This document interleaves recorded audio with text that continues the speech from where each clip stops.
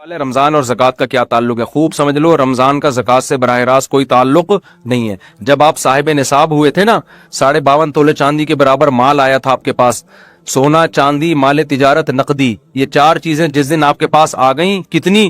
جتنے میں 52.5 تولہ چاندی آتی ہے، تو آپ پر لازم تھا کہ اپنی وہ اسلامی تاریخ آپ محفوظ کر لیتے۔ 5 محرم کو آئیں یہ چیزیں، تو 5 محرم ڈیٹ محفوظ کر لی، اگلے سال 5 محرم کو آپ کا زکوٰۃ کا حساب ہوگا۔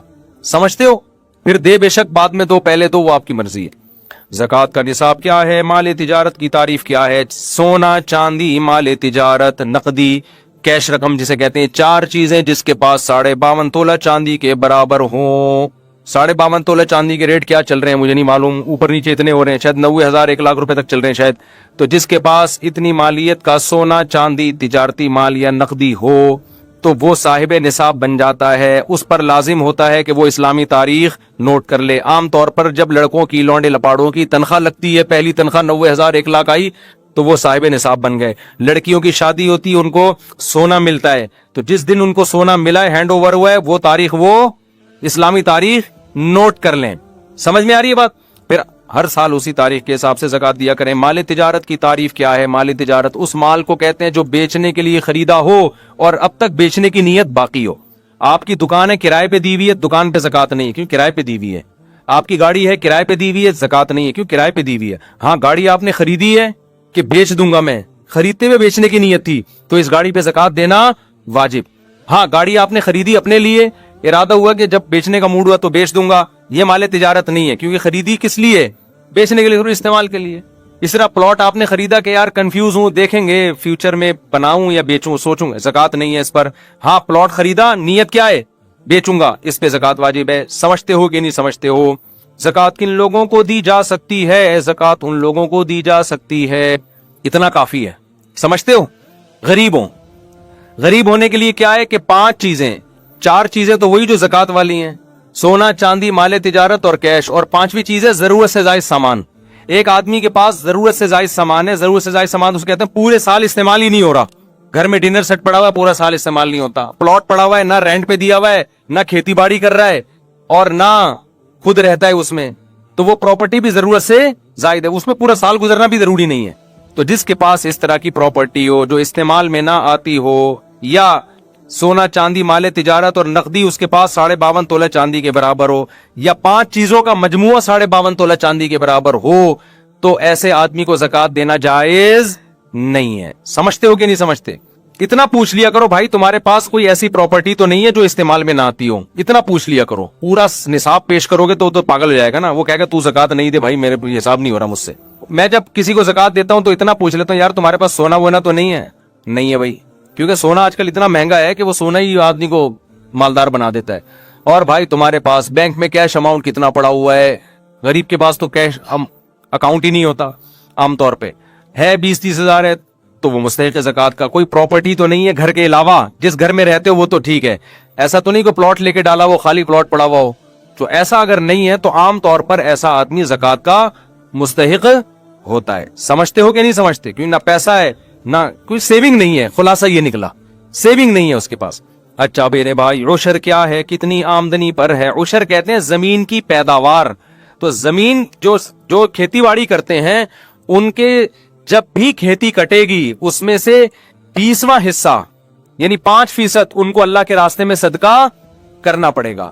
اور اگر وہ بارش کے پانی سے زمین سیراب ہوتی ہے، ٹیوب ویل یا نہر کا پانی نہیں ہے، بارش کا پانی ہے، تو پھر 10% اللہ کے راستے میں خرچ کرنا پڑے گا۔ اس میں سال کا نصاب ضروری نہیں ہے۔ ابے کیا ہو گیا تم لوگ ایسے مجھے دیکھ رہے ہیں جیسے کچھ بھی سمجھ میں نہیں آ رہا۔ دیکھو، آپ جب بھی زمین سے پیداوار اگاؤ گے نا، جو کھیتی باڑی کرنے والے لوگ ہیں، تو اللہ نے کہا ہے آتو حقہ یوم حصادہ، جس دن کھیتی کٹے گی اللہ کا حق اس میں سے نکلے گا۔ اتنا مزہ آتا ہے نا یہ آیت پڑھتے ہوئے کہ کیا اللہ میں نے کتنا اچھا قانون بنا دیا، کھیتی کٹ رہی، اللہ کہہ رہے میرا بھتہ مجھے چاہیے، گویا کہ وہی تو نیک لوگ خوشی خوشی دیتے ہیں۔ اگر اللہ کہہ دیتا نا یہ ٹیکس ہے تمہیں دینا پڑے گا، یہ جرمانہ ہے تمہیں دینا پڑے گا، مزہ نہ آتا عشر دینے میں۔ اللہ کہتے ہیں جس دن کھیتی کٹے، پہلے اللہ نے اپنی نعمتیں بیان کی کہ اس نے آسمان سے پانی برسایا. یہ پانی سائنسدان نہیں برساتے. پھر اس نے زمین سے تمہارے لیے طرح طرح کے نباتات پیدا کیے, انار پیدا کیا, انگور پیدا کیا, سب اللہ کر رہا ہے. اللہ کہہ رہے ہیں لہذا جس دن کھیتی کٹے گی اس دن میرا حق مجھے دو. تو جن کو اللہ سے محبت نہیں ہے وہ اس کو جرمانہ سمجھتے ہیں. جن کو اللہ سے محبت ہے ان کو اس آیت میں اتنا مزہ آتا ہے. اے اللہ تو کہہ رہا ہے کہ میرا حق صرف 20واں حصہ 5%. تو اگر کہتا نا آدھا دے تو ہم آدھا تجھے دے دیتے. تو کہتا پورا دے تو ہم پورا تجھے دے دیتے. کھلانے والا تو ہے نا. ما کان لکم ان تنبتوا شجرہا, تمہارے ہاتھوں میں طاقت نہیں ہے کہ تم ان درختوں کو اپنے ہاتھوں سے پیدا کر لو. ہم تو بیج ڈال کے بیٹھ جاتے ہیں. سارے کام کون کر رہا ہے؟ اللہ کر رہا ہے. تو اللہ کہتے ہیں جس دن اللہ نے نا اپنی نعمتیں بیان کی ہیں کھیتی کی, لہذا اللہ کہتے ہیں یہ نعمتیں میں تمہیں اس لیے دے رہا ہوں کہ جب یہ کھیتی کٹے گی آتو حقہ, غیر مسلم کہے گا میری محنت ہے, مسلمان کہے گا کس کا احسان ہے؟ اللہ کا ہے. لہذا اللہ کا حق دینا پڑے گا. تو اللہ کا حق کیا ہے اس میں سے؟ اللہ نے کہا جب بھی کھیتی کٹے گی تو اگر آسمان کے پانی سے سیراب ہوا یہ کھیت, اس میں تمہاری محنت بہت کم ہے, لہذا تمہیں 10% دینا پڑے گا, عشر 10واں حصہ. اور اگر نہری پانی سے یا ٹیوب ویل سے سیراب ہوا ہے, اس میں تمہاری بجلی استعمال ہوئی ہے, تم نے لائنیں نکالی ہیں وہاں سے, ٹھیک ہے نا, محنت لگی ہے, لہذا ہم اپنا حق کم کر دیتے ہیں. 10 کے بجائے کتنے فیصد دو؟ 5% دو. یہ کس کا حق ہے؟ اللہ کا. اے اللہ تیرا کوئی اکاؤنٹ نمبر ہو میزان بینک میں, اسلامک بینک میں اللہ اکاؤنٹ کھلے گا نا, یا بینک اسلامی میں یا اور کوئی, تو وہ اکاؤنٹ نمبر دے دے اپنا, ہم وہاں جمع کرا دیتے ہیں. اللہ نے کہا میرا جو اکاؤنٹ ہے نا غریبوں کی جیب ہے, ٹھیک ہے نا. میں نے اپنا اکاؤنٹ کہاں کھولا ہوا ہے؟ کوئی غریب نظر آئے, پاکستانی نظر آئے نا تمہیں, جب آپ سعودی عرب جاتے ہیں نا تو وہ زکات دے دیتے ہیں, آپ صرف پاکستانی بول دو اپنے آپ کو. حقیقت ہے. ایک پاکستانی گیا عمرہ کرنے, ایک عرب نے اتنی ریالوں کی گڈی زکات کی لا کے اس کو پکڑا دی کہ یہ زکات ہے. وہ کہہ رہا ہے بھائی میں فیکٹریوں کا مالک ہوں, میں غریب نہیں ہوں. وہ عربی کہہ رہا ہے تو پاکستانی ہے یا نہیں, تو خالی یہ بتا. اس نے کہا پاکستانی. اس نے کہا پھر تو زکات کا مستحق ہے. وہ کہہ رہے یار میں مالدار ہوں.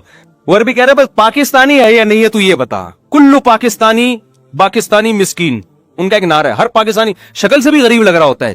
مجھے تو عجیب سا لگتا ہے, چھوڑا بھی زیادہ نہیں, پھر پاکستانی بولیں گے تو اپنے ملک کی برائیاں کر رہے ہو. ورنہ آپ کو عجیب سا بات بتاؤں, ایسا ہمارے حکمرانوں نے ہمیں کر دیا, ہم کہیں بھی جائیں نا دنیا میں, کتنے ہی پیسے والے ہو, ہم شکل سے کیا لگ رہے ہوتے ہیں؟ غریب ہی لگ رہے. تو ایسا ہمارا امیج دنیا کے سامنے بنا دیا ہے. اچھا بھائی, تو اللہ میاں نے کہا کیا کہا کہ میرا جو اکاؤنٹ ہے وہ تمہیں کہاں ملے گا؟ جو غریب نظر آئے اس کی جیب میں وہ عشر ڈال دو.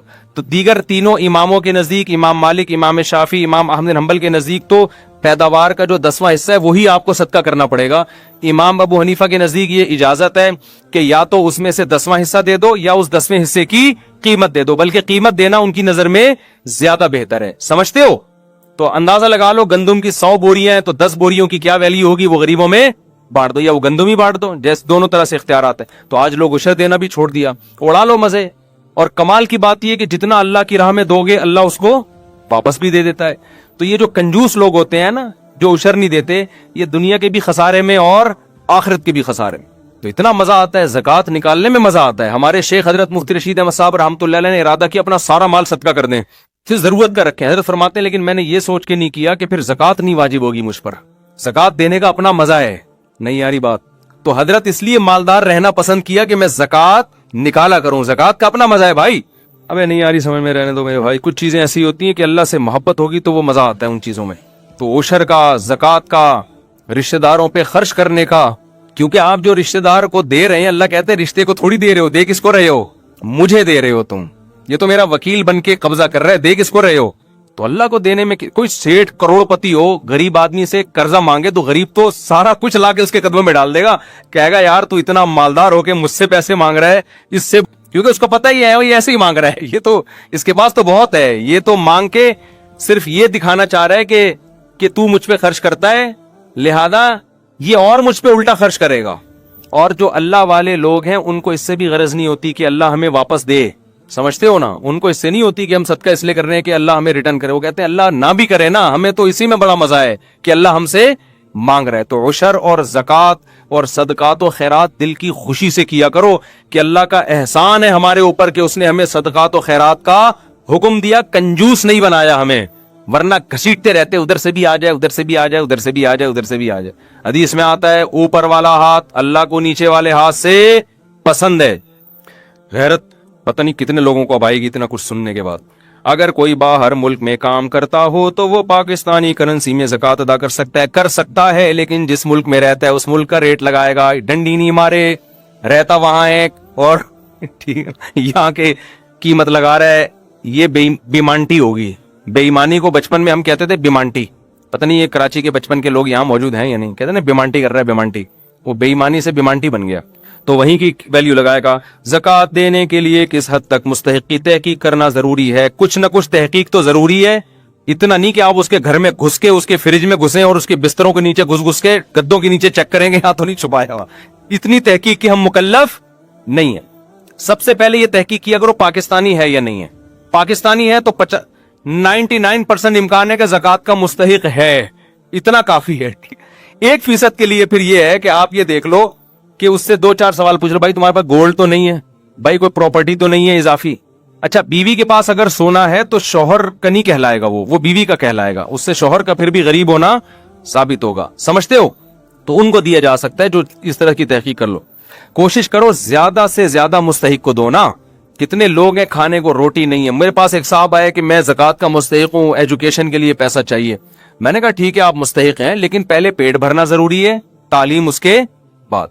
बहुत से गरीब है जिनको खाने के रोटी नहीं है, तो कोशिश किया करो ना, जो ज्यादा बीमार हैं, कैंसर में पड़े हुए हैं, इलाज के पैसे नहीं है, तो जान बचाने वालों को पहले फोकस किया करो, समझते हो?